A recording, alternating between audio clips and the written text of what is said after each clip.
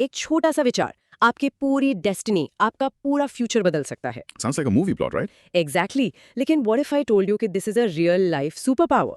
महात्मा गांधी ने ऐसा ही कहा था। और सिर्फ वही नहीं, स्वामी विवेकानंद, डॉक्टर APJ अब्दुल कलाम, मतलब इंडिया की ग्रेटेस्ट माइंड्स ने हमें लाइफ, सक्सेस और सोसाइटी के लिए कुछ पावरफुल सीक्रेट्स दिए हैं। और ये सारे सीक्रेट्स कोट्स के फॉर्म में छुपे हुए हैं, तो चलो दोस्त आज इन सीक्रेट्स को अनलॉक करते हैं। वेट, मिशन शुरू करने से पहले एक काम जरूर करना है। हाँ, जल्दी से सब्सक्राइब बटन को आग की तरह दबा दो, नोटिफिकेशन बेल को ऑन कर लो ताकि कोई एडवेंचर मिस ना हो। और कमेंट में लिखो ready to learn. Let's go. तो आज का हमारा लर्निंग मैप क्या है? बहुत सिंपल और एक्साइटिंग है। हम 10 पावरफुल कोट्स की गहराई में उतरेंगे, एक एक करके, बिल्कुल इन ऑर्डर। ओके, तो starting with will start with Mahatma Gandhi's idea of self discovery, फिर स्वामी विवेकानंद के कंपैशन के लेसन को समझेंगे। अच्छा, और doctor Kalam's vision of beautiful minds और गांधी जी के फेमस 7 सिंस को भी डिकोड करेंगे। एग्जैक्टली हर कोट एक नया एडवेंचर है। So grab your coffee, get comfortable and let's begin this amazing journey of ideas. Okay, let's unpack our first big idea. Question है, what does this quotation mean to you?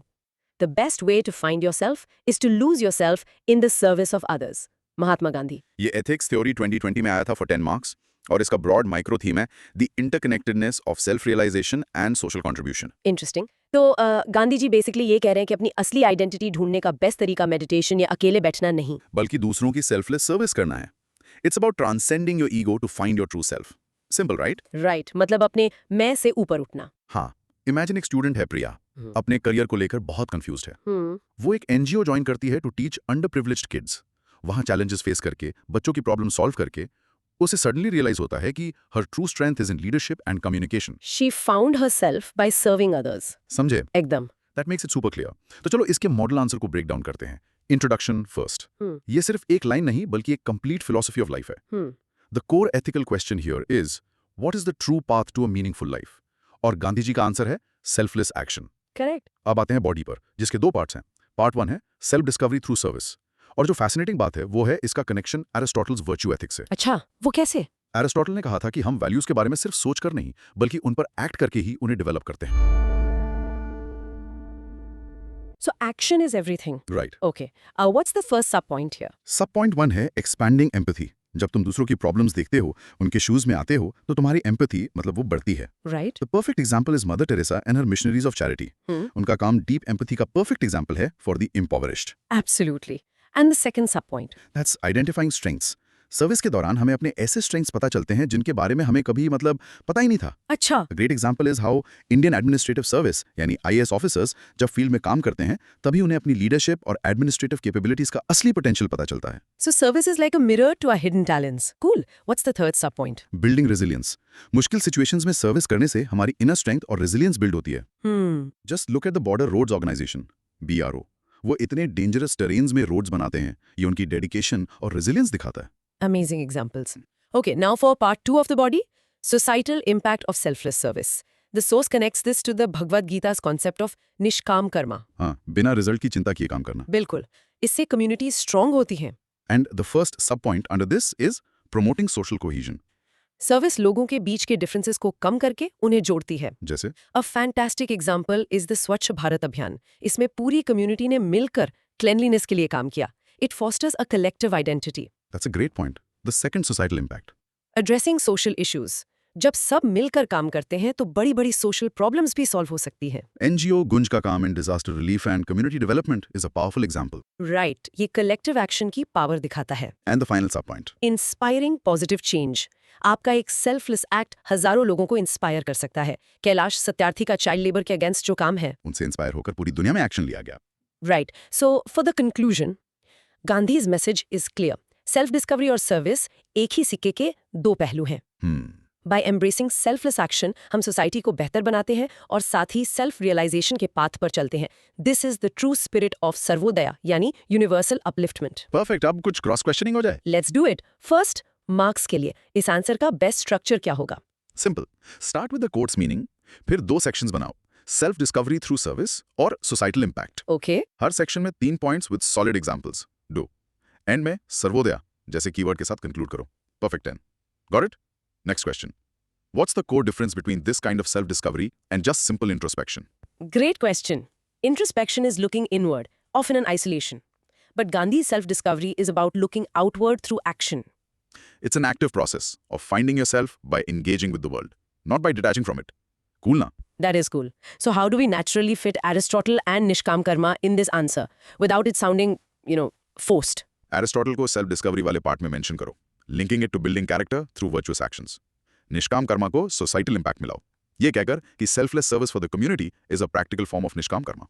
Perfect. And how does this quote apply to modern corporate culture? बहुत अच्छे से। Companies आजकल corporate social responsibility CSR पर focus कर रही हैं। Right. Employees को वॉलंटियरिंग के लिए एनकरेज किया जाता है, जिससे उनकी पर्सनल ग्रोथ भी होती है और कंपनी की रेपुटेशन भी। It's a win-win. Can you explain the IAS officer's example a bit more? जरूर। एक यंग IAS ऑफिसर शायद ऐसा सोचे कि वो सिर्फ एक एडमिनिस्ट्रेटर है, बट जब वो किसी रिमोट विलेज में हेल्थ कैंप ऑर्गेनाइज करता है और लोगों की लाइफ सेव करता है, तब उसे अपनी रियल पोटेंशियल, एम्पैथी और लीडरशिप का एहसास होता है। That's discovery in action. Exactly. Last question for this quote. Why is losing yourself such a key phrase here? Losing yourself का मतलब है अपने ईगो, अपनी मैं की फीलिंग को भूल जाना। जब तुम अपने बारे में सोचना बंद करके दूसरों की नीड्स पर फोकस करते हो, तभी तुम अपने हायर, मोर कनेक्टेड सेल्फ से मिलते हो। It's a deep spiritual idea. What a powerful idea. Now, pause and practice saying it out loud. True self-discovery is a journey outward into the service of others, not just a journey inward. Rehearse it. Service is not just charity, it's a powerful tool for your own growth and finding your true purpose in life. इसे हमेशा याद रखना. Let's move to our second quote. Question. What does this quotation mean to you? Condemn none. If you can stretch out a helping hand, do so. If not, fold your hands, bless your brothers, and let them go their own way. Swami Vivekananda. Again, from Ethics Theory 2020, 10 marks. The broad micro theme here is the ethics of compassionate action and respect for autonomy. So, Swami Vivekananda हमें सिखा रहे हैं कि किसी को जज मत करो। अगर हेल्प कर सकते हो तो जरूर करो, अगर नहीं तो उन्हें क्रिटिसाइज मत करो। बस उन्हें ब्लेस करो और उन्हें उनका रास्ता चूज करने दो। It's about compassion without control. Perfectly put. सोचो तुम्हारा दोस्त एक रिस्की बिजनेस आइडिया फॉलो कर रहा है, तुम्हें लगता है ये फेल होगा। Okay, instead of saying ये बेकार आइडिया है, मत कर, विवेकानंदा's approach would be all the best दोस्त। अगर मेरी हेल्प चाहिए हो, I am here. You offer support without imposing your judgment. समझ गए? Yes, that makes total sense. For the introduction, this quote addresses an ethical dilemma: how to help someone without taking away their freedom. Right.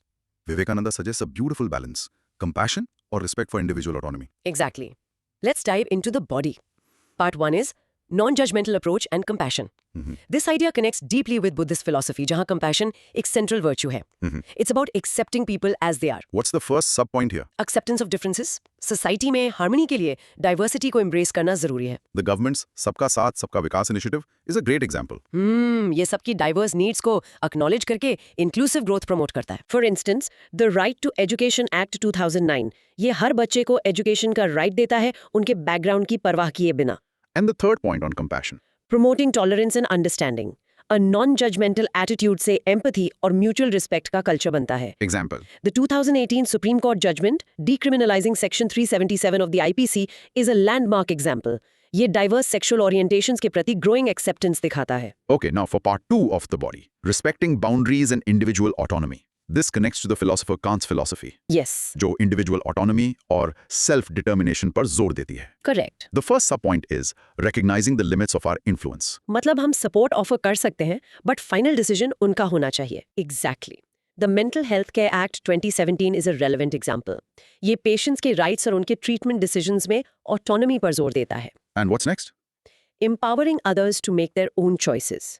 असली help वो है जो लोगों को empower करे, dependent ना बनाए. Like self-help groups, SHGs. Perfect example. They empower women economically and socially ताकि वो independent decisions ले सकें. Great example. And the final point? Avoiding paternalism. Paternalism का मतलब है किसी के साथ बच्चे जैसा behave करना, thinking you know what's best for them. हमें वो avoid करना चाहिए. अच्छा. The National Food Security Act 2013 does this well. ये subsidized food तो देता है, but beneficiaries को choice भी देता है. So the conclusion is that Vivekananda's message is a masterclass in ethical interaction. It teaches a balanced approach. Be compassionate, but never controlling.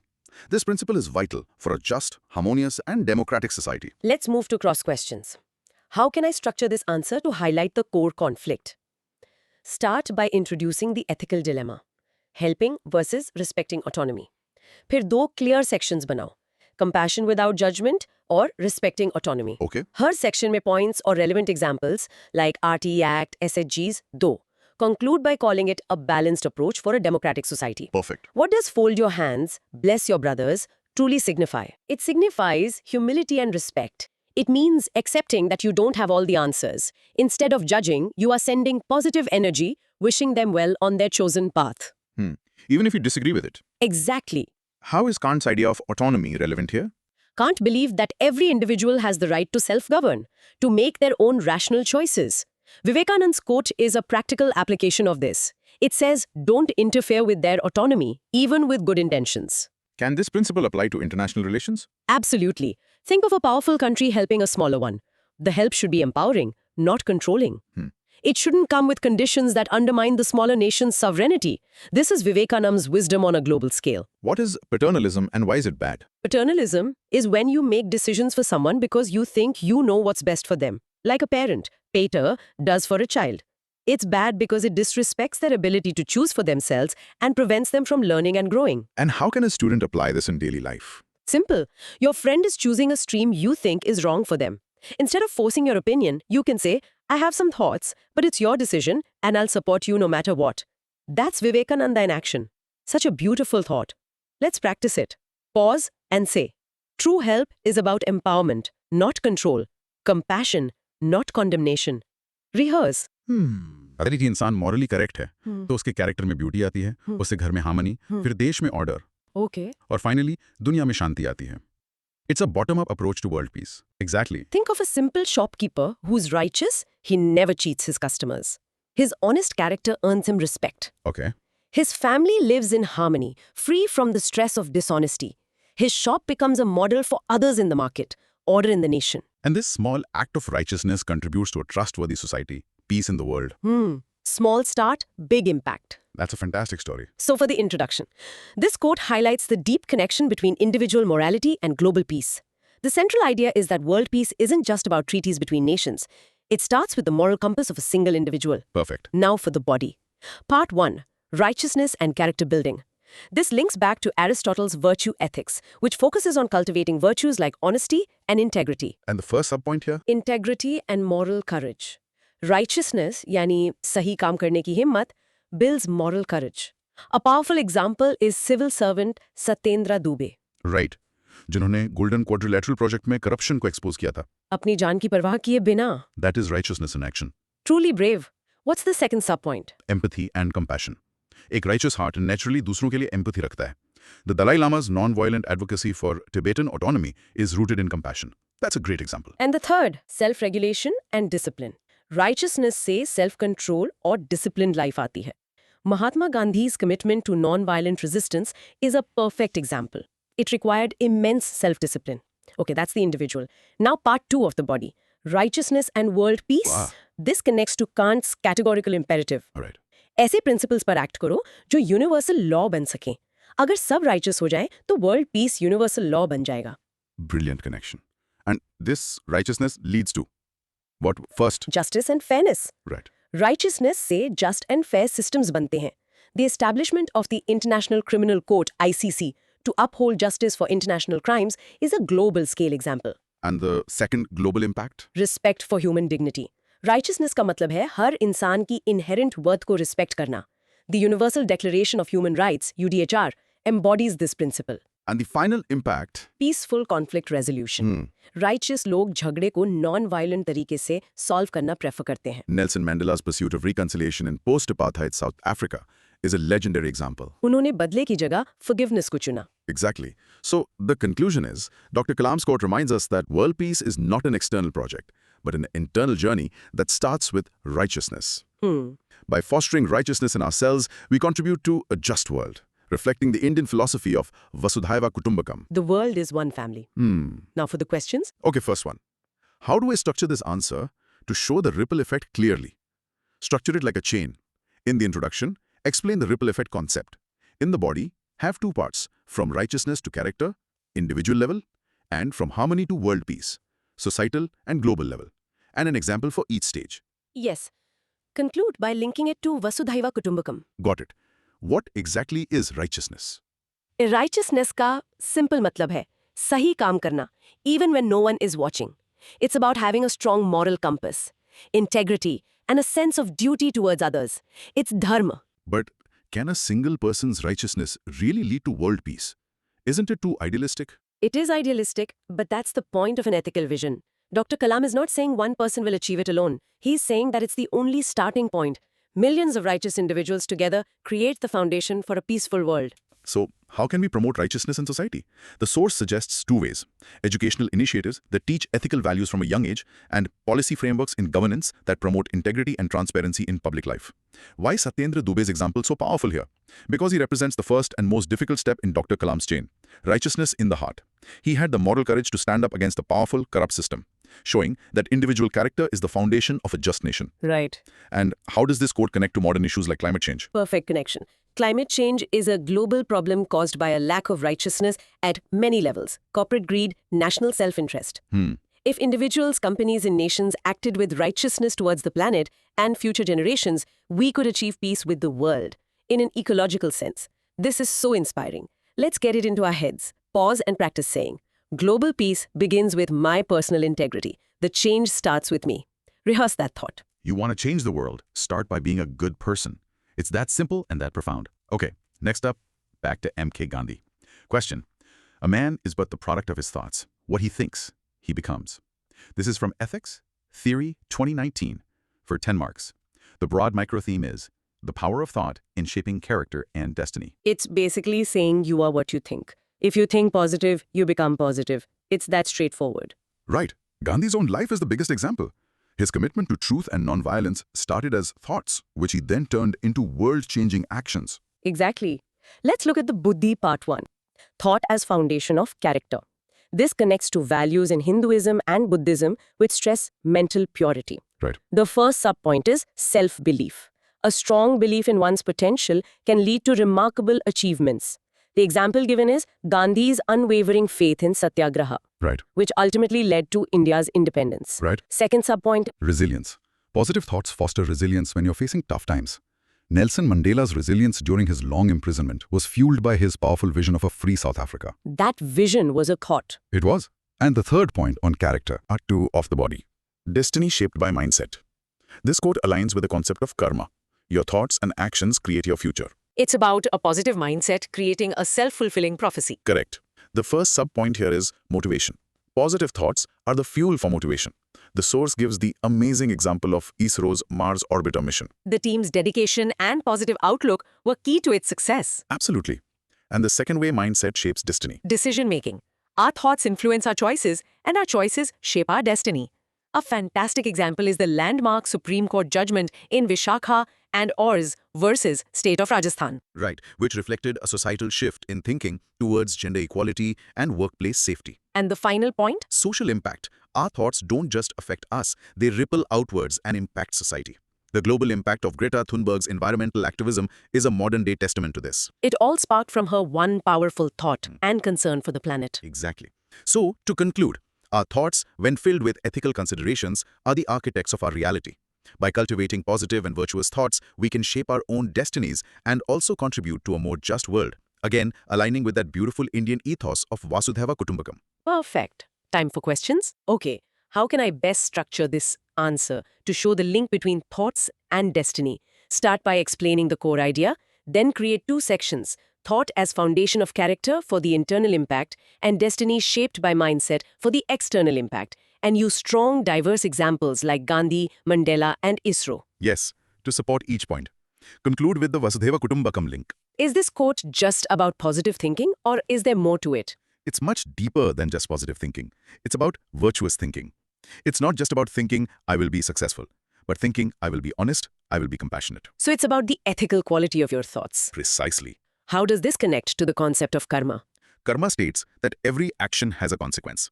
Gandhi's quote takes it a step back, suggesting that every thought is the seed of an action. So by controlling your thoughts, you are essentially shaping your future karma and therefore your destiny. You got it. Can you give a negative example of this principle? Certainly. Think of someone consumed by thoughts of jealousy and resentment. These thoughts can lead to destructive actions, harming their relationships and career. They literally become their negative thoughts, bitter and isolated. How can a student use this principle for their studies? Instead of thinking, this subject is too hard, I will fail, a student can cultivate the thought, this is challenging, but I have the ability to understand it step by step. And this shift in thought can change their approach, motivation, and ultimately their results. Exactly. What's the societal risk if we ignore this? Quote, If a society is filled with thoughts of hatred, prejudice, and division, it will become a society of conflict and violence. The quote is a warning. The collective thoughts of a nation shape its collective destiny. This is a big one to remember. Let's practice it. Pause and say, my thoughts are the blueprint for my reality. I am the architect of my own character. Rehearse that. What you think you become. So be very careful about what you think. All right, let's dive into a trickier one. Question. Falsehood takes the place of truth when it results in unblemished common good. This is from the Tirukkural, a classic Tamil text, asked in Ethics. Theory 2018. The broad micro-theme here is the ethical dilemma of justifiable lies versus absolute truth. This quote forces us to ask a tough question. Can a lie be morally right? This is a classic ethical puzzle. It pits two major philosophical schools against each other. On one side, deontological ethics from Immanuel Kant, who would say a lie is always wrong. Right. On the other, consequentialism, which says an action's morality depends on its outcome. Exactly. Let's explore part 1 of the body. Justification of falsehood. The source mentions Plato's concept of noble lies. These are falsehoods told by a ruler to maintain social harmony. A modern example could be Maybe a government slightly exaggerating the success rate of a vaccination drive to encourage public participation for overall public health. what's another justification? Protection of vulnerable groups. A falsehood can be used to shield people from harm. The classic example is hiding Jewish refugees from Nazi persecution during World War II. It involved lying to authorities, but it saved lives, serving an unblemished common good. Precisely. And a third justification, Whistleblowing dilemmas. Sometimes, revealing the complete truth can have damaging consequences. Edward Snowden's leak of classified information is a complex case, he exposed government surveillance, which is a truth for the common good. but also potentially compromised national security, which is a harm. This shows the conflict. Okay, let's flip to part 2 of the body. Truth, falsehood, and common good. Gandhi's philosophy of satyagraha is all about truth as the ultimate foundation. And this is crucial for transparency and accountability. Truthfulness is essential for trust in public institutions. India's Right to Information Act, 2005, is a powerful tool that empowers citizens by promoting transparency. But falsehood has a dark side, right? Absolutely. Manipulative propaganda. Lies can be used as a tool for manipulation, which undermines democracy. A very current example is the spread of disinformation or fake news during elections. That can sway outcomes. Is there another angle? Yes, cultural relativism. The concept of truth itself can be culturally influenced. The source mentions the practice of taqiyya in Shia Islam, which permits hiding one's faith under duress. This highlights that what constitutes a lie can vary. So the conclusion is, while truth is the cornerstone of ethical conduct, this quote from Tirukkural forces us to consider rare situations where a falsehood might serve a greater, unblemished good. Navigating this requires careful consideration of consequences grounded in justice. Let's jump to the questions. Okay, for an exam answer, how do I balance both sides of this argument effectively? Structure it as a debate, start with the ethical dilemma, dedicate the first half to arguments for justifiable falsehoods, Use Plato, protection examples. and dedicate the second half to the importance of truth. Use RTI, propaganda examples. Conclude by saying it's a rare exception, not a rule. What does unblemished common good mean? Isn't good subjective? Unblemished is the key word. It means a pure good, with no hidden selfish motive and minimal negative side effects. While good can be subjective, here it refers to universally accepted values like saving innocent lives or preventing mass chaos. How does this apply to a doctor-patient relationship? Classic dilemma. A doctor might tell a therapeutic lie to a terminally ill patient to prevent extreme distress, aiming for the good of the patient's mental peace. However, this conflicts with the patient's right to know. The truth, it's a very difficult ethical judgment call. It is Is a white lie the same as what the Tirukkural is talking about? not exactly. A white lie is often a small falsehood to avoid hurting someone's feelings personally. The Tirukkural is talking about a much bigger, societal-level lie told to achieve a major common good. The stakes are much higher. What's the biggest danger of accepting this principle? The slippery slope. Once you justify one lie for the common good, it becomes easier to justify another. It can be abused by those in power to manipulate the public for their own ends. That's why truth must remain the default principle. Absolutely. How can we as citizens guard against manipulative falsehoods? Biases. An informed and critical citizenry is the best defense against propaganda. This one really makes you think. Let's practice the core idea. Pause and say, while truth is the ultimate principle, a noble lie for an unblemished common good presents a profound ethical challenge. Rehearse. Sometimes, for the greater good, a noble lie might be considered, but truth remains the ultimate ethical foundation. It's a rare exception, not the rule. And we are back with Mahatma Gandhi. Question. Anger and intolerance are the enemies of correct understanding. From Ethics, Theory 2018. The broad micro-theme is, The role of emotional regulation and empathy in rational judgment. This is incredibly relevant today. It really is. The quote is simple but deep. Gandhi is saying that when you're angry or intolerant, you can't see things clearly. Your judgment gets clouded. You see this everywhere, from online debates to political rallies. Let's break it down.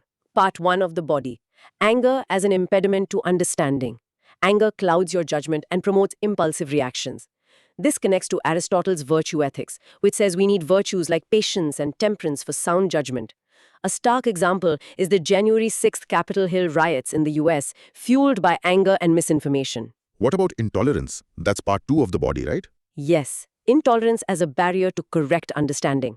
Intolerance is basically a closed mind. It's an unwillingness to consider other perspectives. This connects to Gandhi's core concept of ahimsa. An example? The ongoing Rohingya refugee crisis is a tragic example of how intolerance can lead to unimaginable human suffering. So what's the solution? Part 3 of the body. Cultivating empathy and promoting dialogue. To overcome anger and intolerance, you have to consciously work on it. This means active listening and respectful communication. The India Constitution, in Article 19, upholds the freedom of speech, which is fundamental for this. Right. A powerful historical example is the Truth and Reconciliation Commission in post-apartheid South Africa. So, the conclusion is, Gandhi's wisdom is timeless. By cultivating empathy, promoting dialogue, and managing our emotions, we can defeat anger and intolerance, paving the way for a more just society, reflecting Vasudhaiva Kutumbakam. Great. Let's jump into the cross-questioning. So for an answer, how do I link anger and intolerance together effectively? Present them as a toxic duo. Start by explaining how anger is an emotional barrier and intolerance is a mental barrier. Then show how they feed each other. Intolerance can breed anger, and anger can make you more intolerant. What is the psychological reason why anger clouds judgment? Psychologically, anger triggers the fight or flight response in the brain's amygdala. This releases stress hormones and diverts resources away from the prefrontal cortex, which is responsible for rational thinking. So you literally can't think straight when you're furious? Exactly. Is intolerance just disagreeing with someone? No, there's a huge difference. Disagreement is healthy. Intolerance is refusing to accept the right of the other to hold a different opinion. It's not about the idea, it's about rejecting the person or group holding that idea. How can one practice active listening to combat this? Active listening means you listen to understand, not just to reply. It involves paying full attention, asking clarifying questions, and summarizing what you heard to ensure you understood correctly. It forces you to engage. Can social media make anger and intolerance worse? Absolutely. Social media algorithms often create echo chambers where you only see opinions you already agree with, making you more intolerant. The anonymity can also encourage impulsive, angry responses. What's a small, personal step one can take to follow this quote? To find the right answer, I must first quiet my anger and open my mind. Rehearse that. Empathy and dialogue are the only antidotes to the poison of anger and intolerance. Now for another gem from Dr. APJ Abdul Kalam. Question. If a country is to be corruption-free and become a nation of beautiful minds, I strongly feel there are 3 key societal members who can make a difference. They are the father, the mother, and the teacher. Theory 2017. The broad micro-theme is the foundational role of family and education in a nation's ethical health. Kalam is pointing to the grassroots of character building. Right. And a beautiful mind means a mind with integrity, and that's the ultimate weapon against corruption. Right. It's a powerful idea that nation building starts at home and in the classroom. Let's break down part 1 of the body, character building at home. Parents are a child's first moral guides. Correct. The first subpoint is early childhood influence. A child's formative years are critical for moral development. A classic Indian example is the Panchatantra stories, which have taught children about ethical conduct for generations. Right. And the second subpoint, at home? Leading by example. Children learn more from what they see than what they are told. Mahatma Gandhi's own emphasis on truth and nonviolence profoundly influenced his followers because he lived those values. Third point for parents. Open communication. It's essential for parents to create a safe space where children can talk about ethical dilemmas without fear of judgment. Okay, that's the home front. Now for part 2. Value education in schools. The teacher's role. Teachers expand a child's moral horizons. The first subpoint here is curriculum integration. Ethics shouldn't be just one boring moral science class. It should be integrated across all subjects. The CBSE's inclusion of value education in its curriculum is a step in this direction. And what else can teachers do? Promote critical thinking. A great teacher doesn't just give answers. They encourage students to question and analyze ethical dilemmas. This fosters independent judgment. And finally, teachers are role models. A teacher's own conduct is a powerful lesson. The incredible example is Savitribai Phule. Her dedication to education and social reform against all odds continues to inspire generations. So the conclusion is, nurturing beautiful minds through the combined efforts of family and educational institutions is essential for building a corruption-free nation. This helps build a just society, reflecting the ideals in the preamble of the Indian Constitution. Let's get to the cross questions. First, how should I structure this answer to give equal weight to all three members? Start with an introduction to Kalam's core idea. Then create two main sections: character building at home, covering father and mother, and value education in schools for the teacher. And use three subpoints with examples for each to ensure balance. Exactly. What is a beautiful mind in Kalam's context? A beautiful mind isn't just about intelligence. For Kalam, it's primarily an ethical mind, one with integrity, compassion, curiosity, and a sense of service. It's a mind free from the ugliness of corruption. But don't other factors like laws and governance also fight corruption? Absolutely. But Kalam's point is that laws are external controls. They can punish corruption, but they can't prevent the desire to be corrupt. That desire is removed by internal moral conditioning. Right, which starts with parents and teachers. He's focusing on the root cause. Right. Can you give a negative example of what happens when these three fail? Certainly. If parents normalize small acts of dishonesty and teachers focus only on rote learning for marks, you create individuals who are skilled but have no moral compass. This is the perfect breeding ground for a corrupt society. How can this idea be implemented as a national policy? As policy, this would mean investing heavily in teacher training programs focused on ethics, creating a national curriculum for value education, and running public campaigns that support parents with resources on ethical parenting. In today's digital age, is there a fourth member, like online influencers? Brilliant question. You could argue that today, online influencers and the media act as a powerful digital teacher. They have a huge responsibility. Kalam's quote could be updated to reflect this new powerful force in character development. Great point. Let's practice the core concept. Pause the audio and say, a nation's character is built not in its parliaments, but in its homes and classrooms. Rehearse it. To build a strong and corruption-free nation, we must first invest in our children's primary guides, their parents and their teachers. All right, let's tackle a big one. Question. Discuss Mahatma Gandhi's concept of 7 sins from Ethics, Theory, 2016. The broad micro-theme is a framework for ethical living and societal health. These sins highlight the dangers we face when we separate our actions from our moral principles. Let's go through them. The first sin is wealth without work. This is about the ethical obligation to contribute meaningfully. Just accumulating wealth without creating value is a sin. This connects to karma yoga from the Bhagavad Gita. This sin manifests in a few ways. First, exploitation. Profiteering from others' labor. The Adani-Hindenburg case is mentioned as an example of potential wealth accumulation through allegedly unethical market manipulation. Second way, inheritance without responsibility. Inheriting wealth without using it productively. The example used is Paris Hilton. And finally, unfair wages. The 2013 Rana Plaza garment factory collapse in Bangladesh is a tragic example. The second sin is pleasure without conscience. This warns against seeking pleasure without considering the ethical consequences. Yes. One example is hedonism or excessive indulgence, like the opioid crisis in the US. Another is consumerism, driven by desire, not need. Fast fashion brands like Shein are cited for contributing to environmental damage. The core idea is ignoring societal impact, like illegal mining that ignores environmental regulations. Exactly. The third sin is knowledge without character. This is a very important one. Knowledge needs a moral grounding, and it can be dangerous without it. First, the misuse of expertise. Using knowledge to harm, like scientists developing bioweapons. Second is academic dishonesty, plagiarism or faking data, like the case of physicist Jan Henrik Schoen. And third, lack of empathy. The Tuskegee syphilis study, where researchers unethically withheld treatment, is a terrible example of this sin. The source only details 3, but the full 7 are wealth without work, pleasure without conscience, knowledge without character, commerce without morality, science without humanity, worship without sacrifice, and politics without principle. So in conclusion, Gandhi's 7 sins are a moral compass for our complex world. Exactly. Let's do some quick cross questions on the 3 we discussed.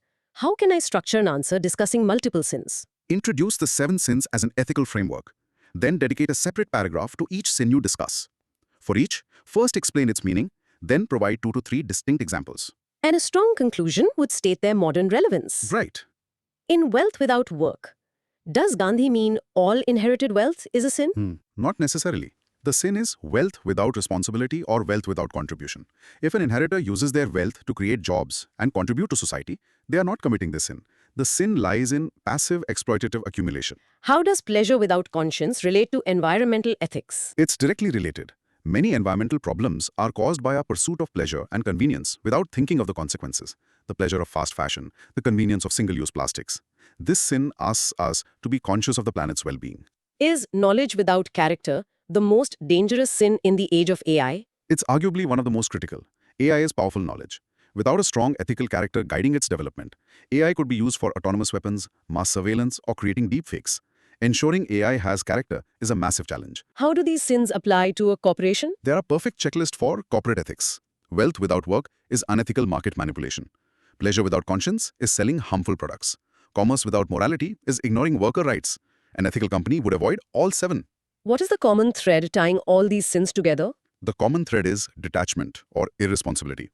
Each sin describes a good thing, wealth, pleasure, knowledge, that becomes a poison when it is detached from its moral or social responsibility. It's a call for holistic living, a very powerful framework. Let's practice. Pause and say, true progress requires aligning our gains, be it wealth, pleasure, or knowledge, with our moral character. Rehearse. These 7 sins are a timeless checklist for ethical living that we must constantly check ourselves against. Let's move to a quote about a very human emotion. Question. The weak can never forgive. Forgiveness is the attribute of strong. From Ethics, Theory 2015. The broad micro-theme here is forgiveness as an act of moral strength and emotional resilience. This quote challenges the common misconception that forgiving is a sign of weakness. Right? It suggests that holding a grudge is easy. It's the default. But to truly forgive requires immense inner strength. A recent example is Canadian PM Justin Trudeau's public apology for the Komagata Maru incident, an act of forgiveness on a national level. Let's analyze part 1 of the body, forgiveness as strength. Mahatma Gandhi's philosophy of ahimsa shows that forgiveness isn't about condoning what was done, it's a conscious act of letting go of your own anger. The source gives 3 ways forgiveness shows strength. First, overcoming grievances. It allows people to move past the hurt. The Truth and Reconciliation Commission in post-apartheid South Africa is the ultimate example. Second way. Promoting reconciliation. Forgiveness opens the door for dialogue and rebuilding trust. The peace process in Northern Ireland is a testament to this power. And third. Emotional growth. The act of forgiving fosters empathy and compassion, strengthening your own resilience. The Dalai Lama's consistent advocacy for forgiveness towards China, despite the history, shows incredible emotional strength. Now for part 2. Difficulty in forgiving for the weak. Here, weakness is emotional, not physical. It's an inability to process negative emotions. This links to Nietzsche's concept of ressentiment. This weakness shows up in a few ways. First, holding on to grudges. Unresolved anger can consume a person. Ongoing sectarian violence in many parts of the world is a large-scale example. Second manifestation. Fear of vulnerability.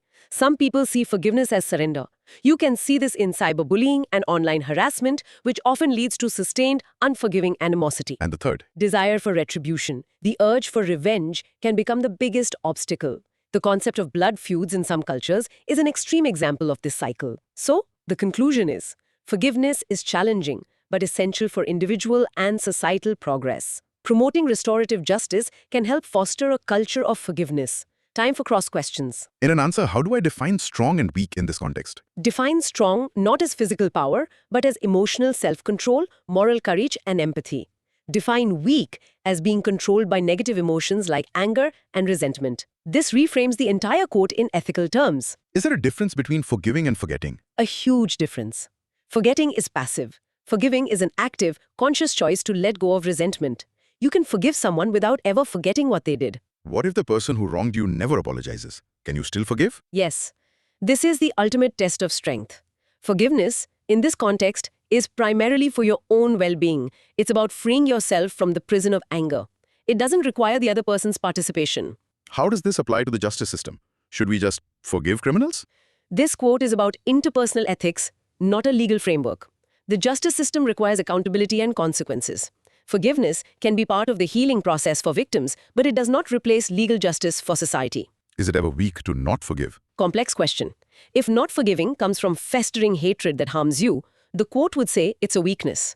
But if it comes from setting strong boundaries to prevent being harmed again, it can be an act of self-preservation, which is a form of strength. How can one build the strength to forgive? It's a practice. It starts with acknowledging the pain, developing empathy, and making a conscious decision to let go of the burden of anger for your own peace of mind. It often requires time and emotional work. Let's practice this powerful idea. Pause and say, forgiveness is not a gift I give to others, it is an act of strength to free myself. Rehearse. Forgiveness is an act of strength, not weakness. It's about freeing yourself from the prison of resentment. And for our final quote, we return to Mahatma Gandhi. Question, there is enough on this earth for everyone's need, but not for anyone's greed. From Ethics, Theory, 2013. The broad micro-theme here is the ethical dilemma of resource allocation and sustainability.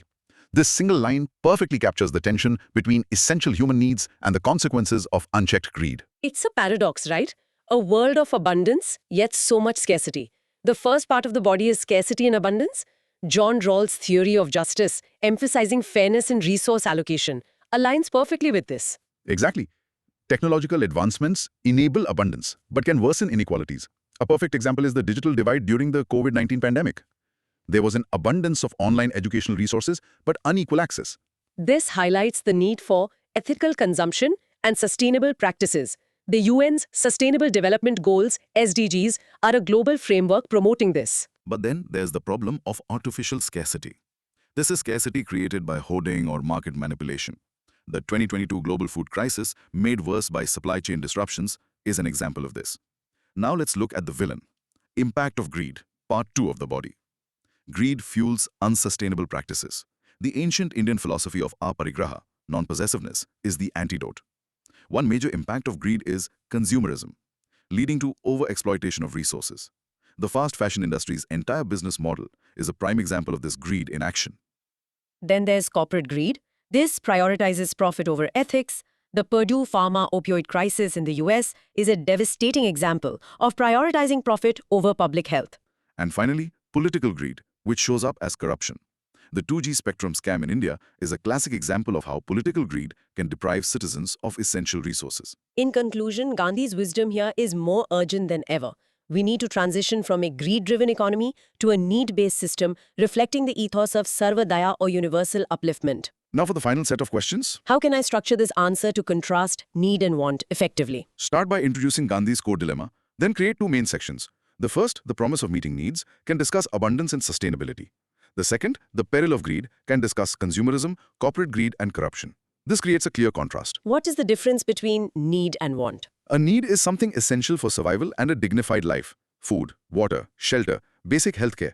A want is a desire that is not essential. Greed is when the pursuit of wants becomes limitless and comes at the expense of others' needs. How does this quote relate to climate change? It's the foundational code for climate justice. Climate change is largely caused by the greed of developed nations and corporations who have overconsumed resources. The consequences are disproportionately felt by poorer nations whose basic needs are threatened. Is capitalism inherently based on greed? That's a major debate. A critic would say that the endless pursuit of profit in capitalism is a systemized form of greed. A defender would argue that it can be regulated, a model called conscious capitalism. Gandhi's quote challenges us to create a more ethical economic system. Can technology solve the problem of scarcity? Technology can solve the problem of production, creating more abundance, but it cannot solve the problem of distribution and greed. As we saw with the digital divide, technology alone doesn't ensure equity. We also need ethical and political solutions. What's a practical step an individual can take based on this quote? Practice mindful consumption. Before buying something, ask yourself, is this a need or a want? What is the environmental and social cost of this product? Reducing personal consumption is a direct stand against the culture of greed. A perfect way to end. Let's practice this golden rule. Pause and say, the earth provides a rich feast for our needs, but it will be an empty plate for our greed. Rehearse? Earth has enough for everyone's need, but not for anyone's greed. Sustainability and equity are the key. Wow, what an incredible journey through the minds of these great thinkers. चलो, एक quick recap करते हैं कि हमने आज क्या-क्या सीखा. Our broad micro-theme revisited was Indian moral thinkers and their timeless wisdom for a better life and society. And here's a summary of the key lessons. From Gandhi on service, हमने सीखा कि real self-discovery दूसरों की help करने से मिलती है. It's about Sarvodaya. From Vivekananda on compassion, the key lesson was to help without judging and to respect everyone's autonomy. From Kalam on righteousness, हमने एक powerful chain reaction देखा, how personal integrity leads to global peace. From Gandhi on thoughts, we learnt that our thoughts shape our reality. What he thinks, he becomes. From Thirukural on falsehood, We explored that for the unblemished common good, a noble lie might be considered, but truth remains the ultimate foundation. From Gandhi on anger, we understood that anger and intolerance are the enemies of correct understanding. Empathy is the only antidote. From Kalam on nation building, we saw the crucial role of the father, mother, and teacher in creating a nation of beautiful minds. From Gandhi's 7 sins, a powerful checklist: wealth without work, pleasure without conscience, knowledge without character, dangers we must avoid. From the quote on forgiveness, the big takeaway was that forgiveness is an act of strength, not weakness. And finally, from Gandhi on need versus greed, we learned the golden rule of resource management: sustainability and equity are key. We've discussed how individual actions can change the world, but here's something to think about. In today's hyper-connected digital world, where one person's thought or tweet can go viral in seconds, does Gandhi's idea that a man becomes what he thinks have an even greater and perhaps more dangerous power than he could have ever imagined? सोच के देखो. I hope इस discussion ने आपके mind को new ideas से energise कर दिया होगा. अगर आपको ये इंटेलेक्चुअल एडवेंचर पसंद आया, तो you know the drill. Smash that like button. Subscribe for more amazing deep dives. और कमेंट्स में बताओ कि इन 10 कोट्स में से आपको सबसे ज्यादा पावरफुल कौन सा लगा. Until next time, keep thinking, keep learning, and keep making a difference. This is your host signing off.